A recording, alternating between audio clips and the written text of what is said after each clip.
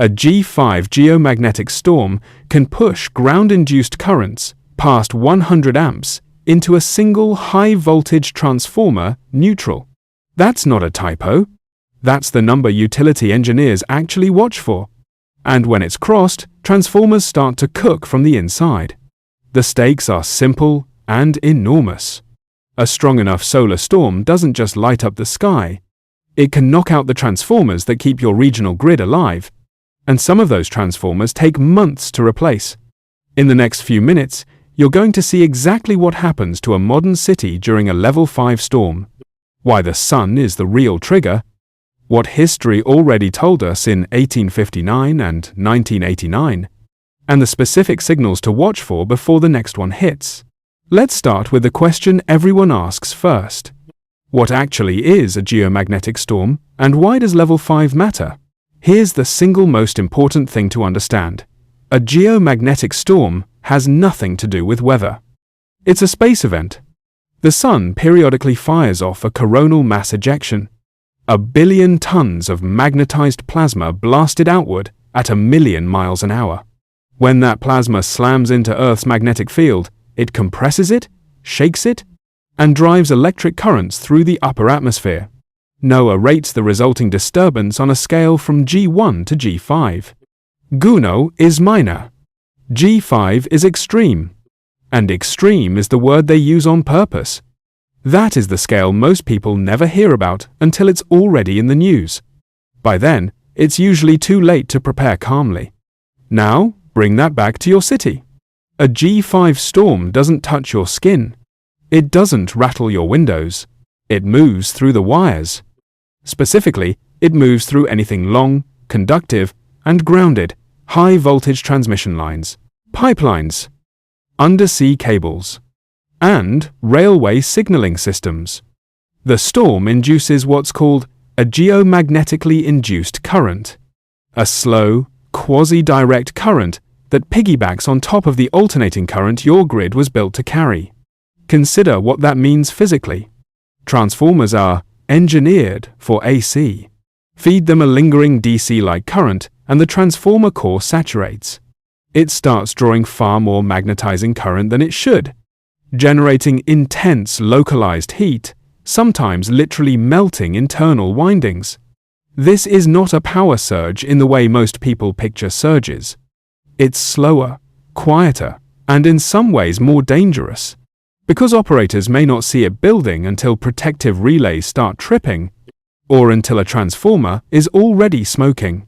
That is why utility engineers treat geomagnetic storms as a grid security issue, not just a curiosity for astronomers.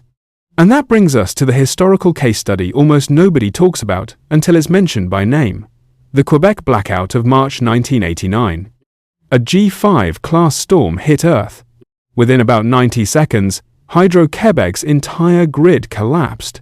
6 million people lost power. In March, in Canada.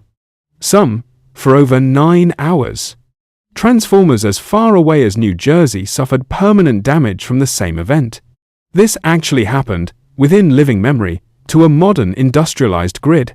Here's the self-correction moment, because the internet loves to overstate this. No, a solar storm will not fry your phone in your pocket. It will not detonate a nuclear plant. It will not instantly end civilization the way viral posts sometimes imply. That's the exaggerated read, and it's worth naming directly so we can set it aside.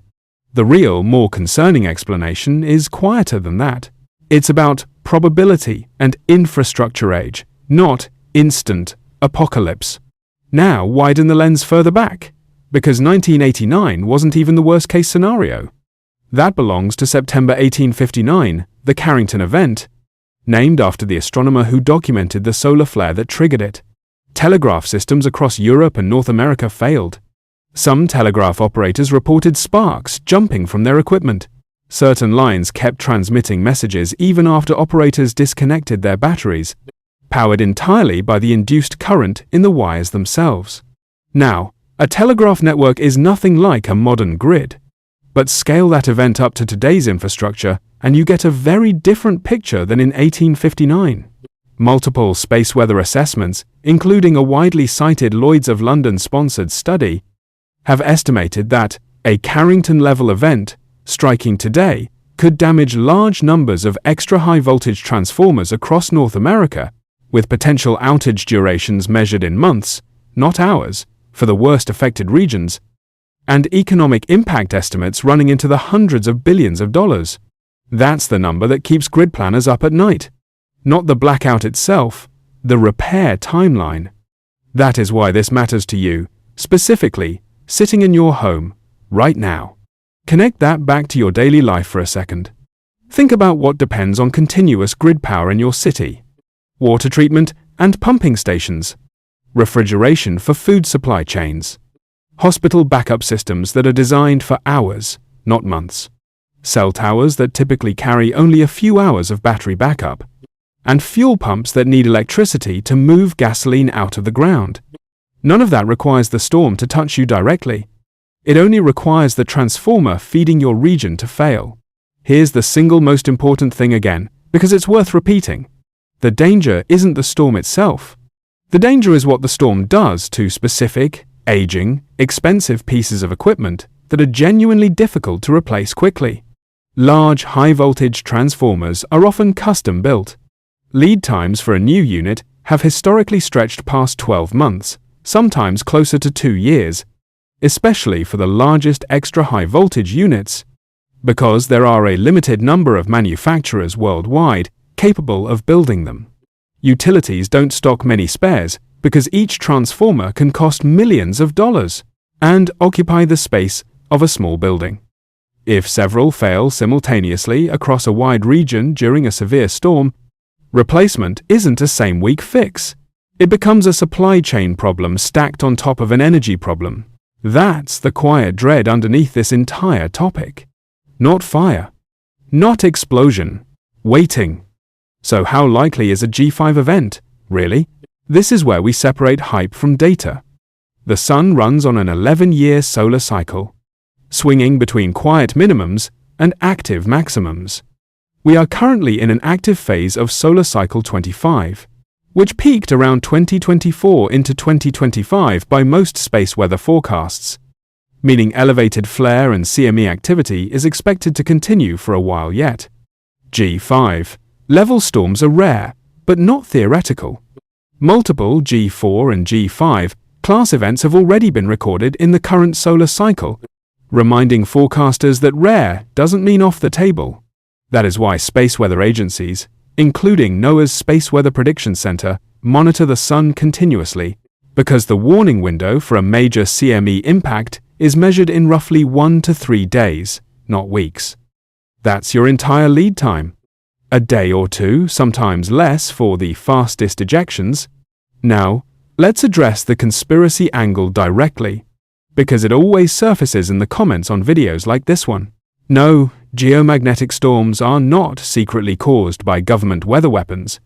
And no, agencies are not hiding storm data from the public.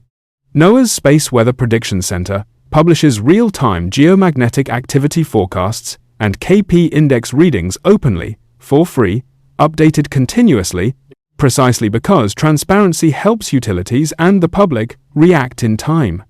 The actual story here doesn't need a conspiracy.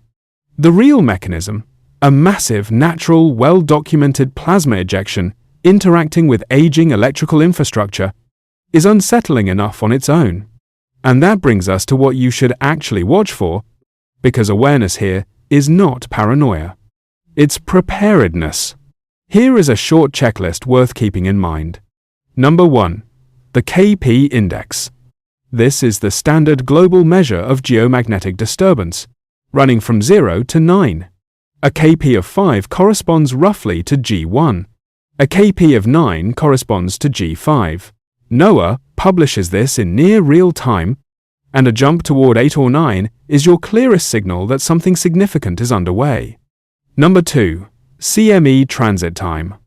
When a major flare erupts, forecasters estimate how fast the ejected plasma is traveling, and calculate an expected Earth arrival window, typically somewhere between roughly 15 and 60 hours, depending on the eruption speed. That window is effectively your storm's ETA. Number 3. Aurora visibility at unusually low latitudes. This sounds beautiful, and it is. But it's also a direct visual indicator. When the aurora becomes visible far outside its normal polar range, reaching into the mid-latitudes of the continental United States or similar regions elsewhere, that's a visible signature that the storm driving it is strong enough to potentially stress power infrastructure. Number 4. Utility and grid operator advisories. Regional grid operators sometimes issue geomagnetic disturbance advisories or precautionary operating adjustments ahead of a forecasted major storm. These rarely make headlines, but they're a sign that professionals are already treating the incoming event seriously. Number 5. Satellite and GPS anomaly reports. Because the same storm that stresses ground infrastructure also disturbs the ionosphere, GPS accuracy, degradation, and satellite communication glitches often show up as an early symptom before ground-level effects peak. Watch the KP index. Watch the transit time forecast. Those two numbers, together, tell you almost everything about what's coming and when. Now, bring that back to the bigger picture, because this is where the story gets genuinely forward-looking rather than just alarming. Grid operators are not ignoring this. Since the 1989 Quebec event, transmission companies have installed protective relays and adjusted operating procedures specifically designed to detect geomagnetically induced current buildup and shed load before transformers reach damaging thresholds. Some utilities have also invested in blocking devices that reduce the DC-like current reaching transformer neutrals. This is an active, evolving area of grid engineering, not a forgotten risk.